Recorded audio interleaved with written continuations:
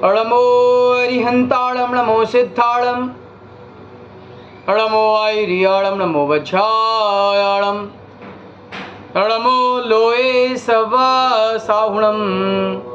महावीर भगवान की जय हो।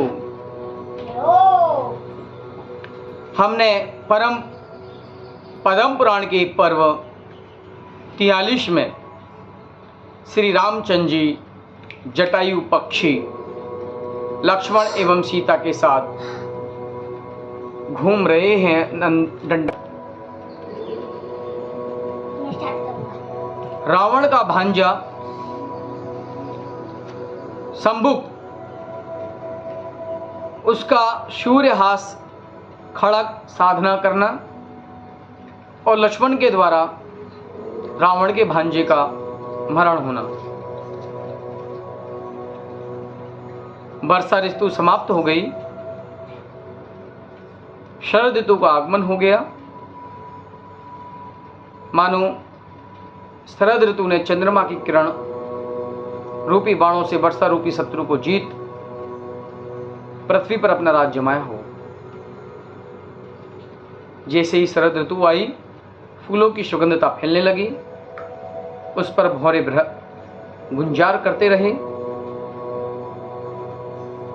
निर्मल जल से नदी के दोनों किनारे सुंदर दृश्यमान हुए, सरोवरों में कमल खिलने लगे, पक्षी आवाज करने लगे, नाद करने लगे। इस तरह से सुंदर शरद ऋतु का आगमन हो गया। तब लक्ष्मण महापराक्रमी अपने बड़े भाई की आज्ञा लेकर वन को देखने के लिए अकेले निकल गए। सुगंध खुशबू आई, तब लक्ष्मण विचारने लगे, ये सुगंध किस चीज की है?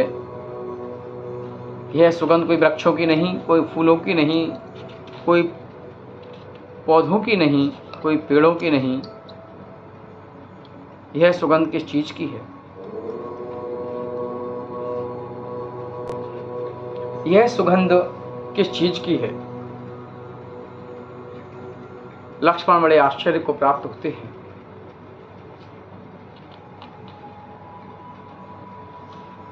ना ही यह सुगंध सीता मां की है, ना ही यह सुगंध रामचंद्र जी की है, ना ही सुगंध हमारी अर्थात मेरी है। तो तुरंत उनके मन में शंका हुई, शायद कोई देव तो नहीं आए हैं। यह कथा राजा श्रेणिक ने गौतम स्वामी से कहा कि जिस सुगंध को आश्चर्य उस लक्ष्मण वासुदेव को हुआ, वह सुगंध किसकी थी? तब गौतम गणधर ने कहा, कैसे हैं गौतम देव? शंका रूपी अंधकार को दूर करने सूर्य समान, पाप रूपी रज को उड़ाने में पवन समान। दूसरे तीर्थंकर श्री अजितनाथ भगवान उनके समूह शरण में मेघवान विद्याधर भयभीत होकर प्रभु की शरण में आया। तब राक्षसों के इंद्र ने महाभीम ने त्रिकुटाचल पर्वत के पास राक्षस द्वीप में लंका नाम की नगरी मेघवाहन को कृपा करके दी और रहस्य की गुप्त बातें बताई। हे विद्याधर सुनो, भरत क्षेत्र के दक्षिण दिशा की तरफ और लवण समुद्र के उत्तर की तरफ पृथ्वी के नीचे अलंकरोदय नाम का नगर है। वह अद्भुत स्थान, अनेक रत्नों का खजाना, दीवों को भी आश्चर्य उत्पन्न होता तो मनुष्यों की क्या बात। भूमि गोचरियों का तो आना जाना ही नहीं और विद्याधरों को भी अति दुर्लभ, चिंतवन में भी नहीं आता। सब गुणों से पूर्ण मणियों के मंदिर, शत्रुओं का प्रवेश उसमें नहीं। सो कदाचित आपको अथवा आपकी संतान को पर चक्र का भय उत्पन्न हो तो अंकलारोदेव भर में निर्भय होकर रहना, इसे ही पाताल लंका कहते हैं। ऐसा कहकर महाभीम बुद्धिमान राक्षसों के इंद्र ने आग्रह कर रावण के बड़ों को लंका व पाताल लंका और राक्षस द्वीप दिया। इनके वंश में अनेक राजा हुए, अति विवेकी व्रतधारी, अतः रावण के बड़े कुल में विद्याधर उत्पन्न हुए। देव नहीं है, विद्याधरों में और देवों में महाभेद है। जैसे तिल और पर्वत, कीचड़ और चंदन, पाषाण और रत्न में भेद है।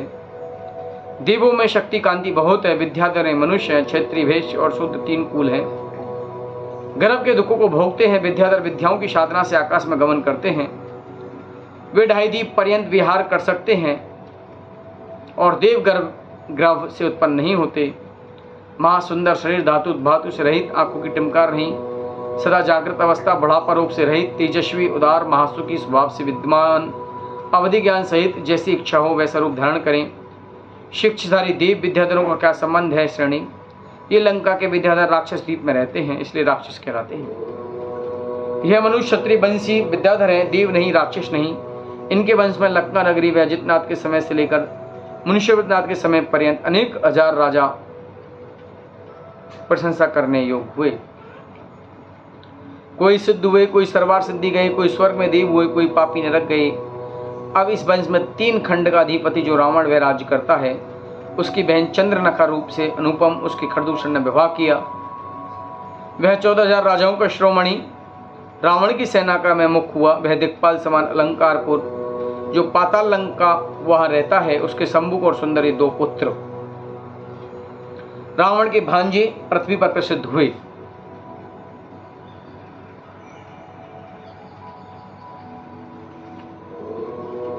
माता पिता ने शंभुक को बहुत मना किया, फिर भी काल के वश होकर सूर्यहास गढ़ की साधना के लिए महाभयानक वन में प्रवेश किया।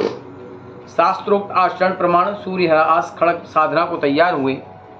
एक ही अन्न का भोजन, ब्रह्मचारी, जितेंद्रिय विद्या साधन के लिए बांस की बीड़ों में एक कहकर बैठे, जब तक मेरी पूर्ण साधना होगी तब मैं बाहर ही आऊंगा। उसके पहले कोई बीड़े में आया तो मैं देख लूंगा, उसे मैं मारूंगा। ऐसा कहकर एकांत में बैठा। वहां कहाँ बैठा? डंडक वन में क्रौंचरवा नदी के उत्तर किनारे पर बांस की बीड़ों में बैठा। 12 वर्ष विद्या साधन किया। सूर्यहास खड़क प्रकट हुआ। वह 7 दिन में नहीं लेता तो खड़क दूसरे के हाथ में जाकर स्वयं मारा जाता। सो चंद्रनखा निरंतर पुत्र के लिए भोजन लेकर आती। वह खड़क देख प्रसन्न हुई और पति से जाकर कहा, शंभुक को सूर्यहास खड़क सिद्धि हुआ है। अब मेरा राजपुत्र मेरु की प्रदक्षिणा कर 3 दिन में आएगा। यह तो ऐसे मनोरथ कर रही है। उस वन में भ्रमण करता हुआ लक्ष्मण आया। हजारों देवों से रक्षित सूर्यहास खड़क, स्वभाव से सुगंधित अद्भुत रथ। सो गौतम स्वामी कहते हैं, हे श्रेणी, यह देवोपनीत खड़क दिव्य गंध आदि से लिप्त कल्पवृक्ष की फूल मालाओं से युक्त उस सूर्यहास खड़क की सुगंध लक्ष्मण को आई। लक्ष्मण आश्चर्य को प्राप्त हुए, सभी काम छोड़ सीधा ही बांस के बीड़ों की तरफ गया। सिंह समान निर्भय होकर देखा, वृक्षों से ढके महाविषम स्थान, वहां बेलों के समूह ऊंचे ऊंचे पहाड़, उसके मध्य में समान भूमि, सुंदर क्षेत्र, विचरत मुनि का निर्वाण स्थल, सुवर्ण कमलों से पूरित, उसके मध्य में बांस का बीड़ा, उसके ऊपर सूर्यास्त खड़क आकर लूम रहा है। खड़क की किरणों के समूह बांस का बीड़ा प्रकाशित हो रहा है। लक्ष्मण ने आस्ते सहित निशंक होकर सूर्यास्त खड़क लिया। उसके तीक्ष्ण जान तकने के लिए बांस के बीड़े पर मारा तो शंभुक सहित बांस का बीड़ा कट गया और खड़क के रक्षक हजारों देव लक्ष्मण के हाथ में खड़क आए जान कहने लगे, आप हमारे स्वामी हो। ऐसा कहकर पूजने लगे। लक्ष्मण को बहुत देर लगी। जान रामचंद्र जी सीता से कहने लगे, लक्ष्मण कहाँ गया है? हे बब्ब जटायु, तोड़ कर देख, लक्ष्मण आ रहा है। तब सीता बोली, हे नाथ। वह लक्ष्मण आए। केश से चर्चित शरीर उनका, अनेक प्रकार की मालाएं, सुंदर वस्त्र पहने, एक अद्भुत खड़क हाथ में लेकर आ रहे हैं।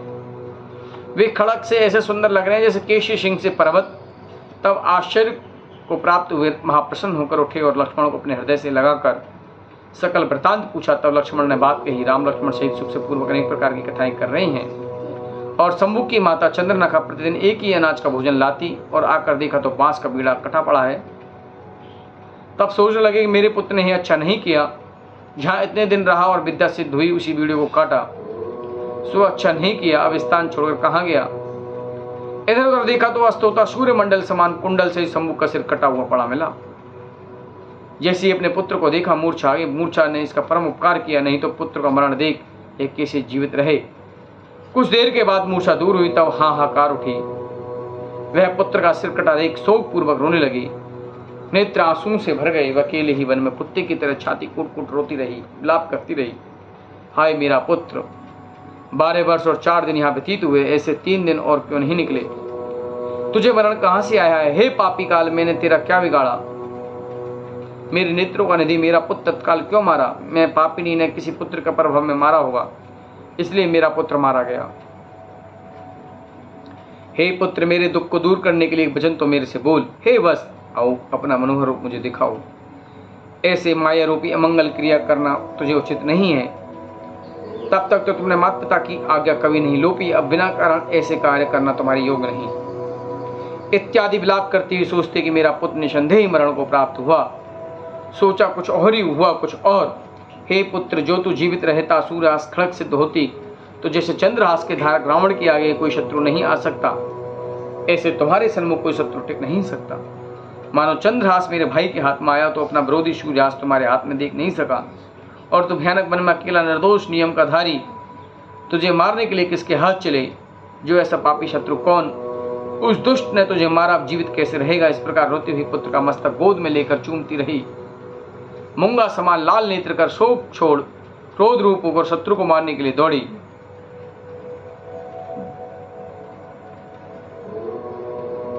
तब दौड़ी दौड़ी वहां आई। वहां पर राम लक्ष्मण दोनों भाई विराजमान। दोनों भाई बहुत सुंदर, मनमोहित के कारण उनको देख चंद्रनखा का प्रबल क्रोध तत्काल समाप्त हुआ और उनको देखते ही मन में राग हुआ और मन में सोचने लगी, इन दोनों में जो ग्रहण करे उसे मैं अपना पति बनाऊं। ऐसे विचार कर वह कामाक्त आसक्त हो गई। जैसे कमल के वन में हंसनी मोहित होती है और हरे धान के खेत में हिरणी खाने की अभिलाषणी होती है, ऐसे ही राम लक्ष्मण पर चंद्रनखा आसक्त हुई और पुन्नाग वृक्ष के नीचे बैठकर अति दीन शब्दों में बोलकर रोती रही। वन की धूल से शरीर लिप्त हो रहा है, उसे देखकर राम की रानी सीता अति दयालु वहां से उठकर उसके पास जाकर बोली, तू शोक मत कर, हाथ पकड़ उसको वचन कहकर धैर्य बंधाया। राम के निकट लाई। तब राम उससे पूछते हैं, तू कौन है? यह वन दुष्ट जीवों से भरा है, उसमें अकेली क्यों भ्रमण कर रही है? तब वह कमल समान नेत्रों से भ्रमर की गूंज समान वचन उसके कहती है, हे पुरुषोत्तम, मेरी माता तो मरण को प्राप्त हुई, मैं बालक थी, मुझे मालूम ही नहीं, और मेरी माता के शोक से पिता भी मरण को प्राप्त हुए। मेरे पूर्व में किए हुए पाप कर्म की वजह से कुटुंब परिवार रहित मैं मरण की इच्छा से इस भयानक दंडक वन में आई हो, तो किसी हिंसक जीव ने मुझे नहीं खाया। बहुत दिनों से मैं इस वन में भटक रही हूँ। आज मेरे पाप कर्म का नाश हुआ, आपके दर्शन हुआ, आप मेरे प्राण नहीं निकले, उससे पहले मुझे कृपा करके ग्रहण करो। जो कन्या कुलवान शीलवान होती है उसे कौन ग्रहण नहीं करता? सभी विवाह करना चाहते हैं। इस प्रकार लज्जा रहित वचन चंद्रनखा के सुन दोनों भाई नरोत्तम परस्पर एक दूसरे को देख मौन से बैठे। दोनों भाई सर्वशास्त्रों के अर्थ का जो ज्ञान रूप जल से धोया मन जिन्होंने कृत अकृत के विवेक में प्रवीण, तब वह इनका मन काम रहित जान निश्वास नाक से पूछने लगे, मैं जाऊं? तब राम लक्ष्मण बोले, जो तेरी इच्छा हो वह कर। तब वह चली गई। उसके जाने के पश्चात राम लक्ष्मण सीता आश्चर्य को प्राप्त हुए और चंद्रनखा क्रोधित होकर शीघ्र अपने पति के पास आई और लक्ष्मण मन में सोचने लगी है किनकी पुत्री है, कौन से देश में जन्म हुआ, परिवार सहित महावन में अकेली यहाँ हिरण समान कहाँ से आई? हे श्रेणी के कार्य करने योग्य है या नहीं, इसका क्या फल होगा? शुभ और अशुभ ऐसा विचार अज्ञानी नहीं करता। महाज्ञान रूपी अंधकार से ढकी बुद्धि उनकी, और जिनकी बुद्धि प्रवीण ऐसे महाविवेकी भय श्लोक में ज्ञान रूपी सूर्य के प्रकाश से योग अयोग को जानकर अयोग को छोड़ योग क्रिया में प्रवृत्ति करते हैं, इसलिए पापों को छोड़कर पुण्य की प्रवृत्ति करें। देखिए, रावण की जो बहन चंद्रनखा थी, उसके पुत्र हुआ जो संदूक नाम का पुत्र था, संबुक नाम का, वह सूर्यहास खड़ग विद्या साधना करने के लिए 12 वर्ष तक सूर्यहास खड़ग साधना के लिए 12 वर्ष तक तपस्या करता है और उस सूर्यहास खड़ग की एक नियम होता है कि जैसे ही वो प्रकट होता है उसको तुरंत लेना पड़ता है। अगर उसको तुरंत नहीं लिया जाए तो वह उसकी मृत्यु कर देता है। तो सूर्यहास खड़ग की सहन साधना के लिए वह वन में जाता है और वहाँ पर एक अन्न का भोजन और ब्रह्मचार्य पूर्वक कुछ साधना करता है। 12 साल बाद एकांत में बैठ जाता है और यह प्रतिज्ञा करके बैठता है कि मेरी साधना होगी तब मैं इस बार आऊँगा बांस के भीड़ों से, और इससे पहले कोई भी आएगा तो मैं उसको देखूंगा और मारूंगा। और एकांत में बैठकर वह उस बांस के भीड़े पर 12 वर्ष की साधना करता है। सूर्यहास खड़ग प्रकट होने का एक नियम है कि अगर उसको 7 दिन के अंदर अंदर ले लिया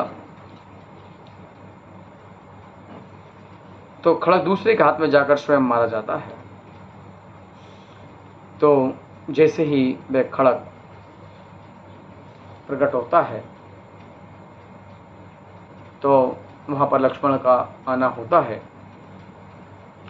और लक्ष्मण उस खड़ग को ले लेते हैं। उस खड़ग से उस संदूक की, जो कि सूर्यहास खड़ग की साधना कर रहा था, वह शूर्पणखा अर्थात रावण की बहन चंद्रनखा है, उसका जो बेटा शंबुक है वह मर जाता है। वह उसकी माँ चंद्रनखा अपने पुत्र को भोजन लेने पहुंचती है तो मारा जानकर बड़ी दुख को होती है और उस जंगल में भटकती रहती है। भटकते भटकते लक्ष्मण जी के पास जाती है। वहीं राम भगवान होते हैं, उनके रूप को देखकर मोहित होती है, खुश होती है, सारा दुख भूल जाती है और दोनों के प्रति राग के भाव प्रकट करती है। लेकिन लक्ष्मण उनको ग्रहण नहीं करते हैं, ना ही उनसे विवाह करना चाहते हैं और वह चंद्रनखा वहां से निकल जाती है। इसलिए हमेशा ज्ञानी पुरुष को पाप कर्म की साधना, पाप कर्म से दूर रहना चाहिए, क्योंकि पाप कर्म का फल संसार में दुख ही दुख है। इस प्रकार से पापों को छोड़कर पुण्य की पूर्ति